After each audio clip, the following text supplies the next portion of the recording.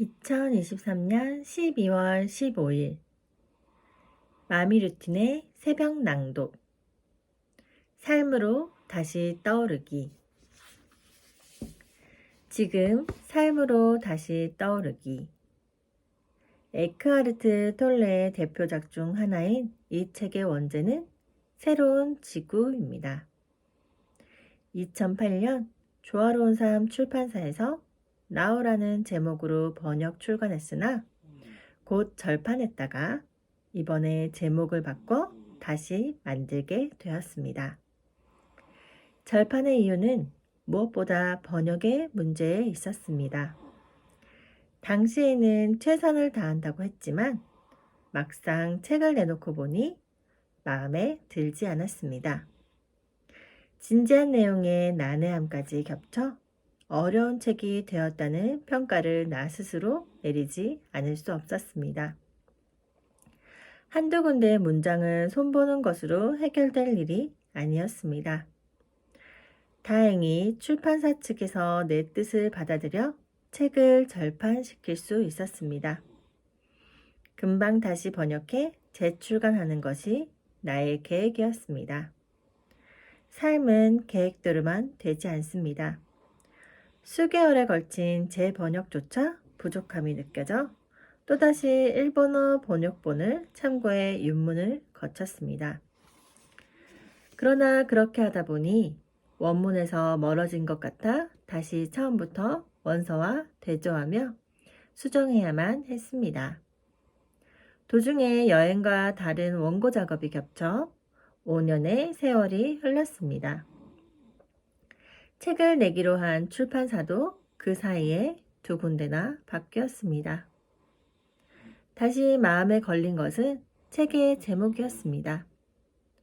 원제를 그대로 채택하면 일이 쉽지만 새로운 지구 혹은 새로운 땅이라는 제목은 이 책의 주제를 우리말로 전달하기에는 부족했습니다.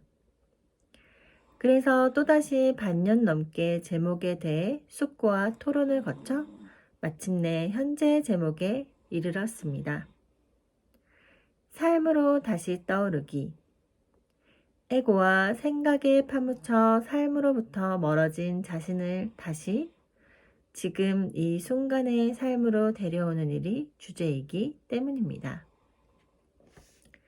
에고의 바탕을 둔 삶과 그러한 삶들이 모인 세상에서 우리는 살고 있습니다. 에고에 지배당하고 한편으로는 에고와 싸우면서 우리는 살아갑니다. 톨레는 에고를 알아차리라고 말합니다. 알아차리는 순간 에고는 힘을 잃고 소멸하기 때문입니다. 그 알아차림이 영적인 깨어남입니다. 이 책을 집필 중일 때 책의 주제를 묻는 질문에 톨레는 대답하곤 했습니다. 나는 언제나 한 가지에 대해서만 쓰고 말한다. 그 한 가지는 무엇인가? 영적인 깨어남이다. 책을 통해 영적 깨어남이 가능하려면 깨어날 준비가 필요합니다. 즉, 수용자는 자세, 진리를 받아들이는 열린 마음이 필요합니다. 또한 책의 내용이 축적된 지식으로부터 나온 정보 제공이 아니라 깨어난 의식으로부터 나온 것이어야 합니다. 그때 글은 살아있는 힘을 갖습니다. 그러한 글은 읽어나가는 중에 생각 이전의 깨달음에 도달할 수 있습니다. 책을 읽는 것은 곧 깨달음을 도구가 되는 것입니다. 20세기 대표적인 영적 교사 크리슈나 무르티에 비견되는 에크하르트 톨레의 본명은 울리 톨레입니다.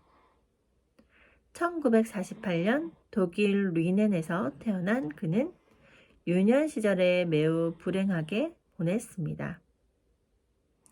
부모의 불화와 이혼으로 집안은 적대적인 분위기에 젖어 있었습니다.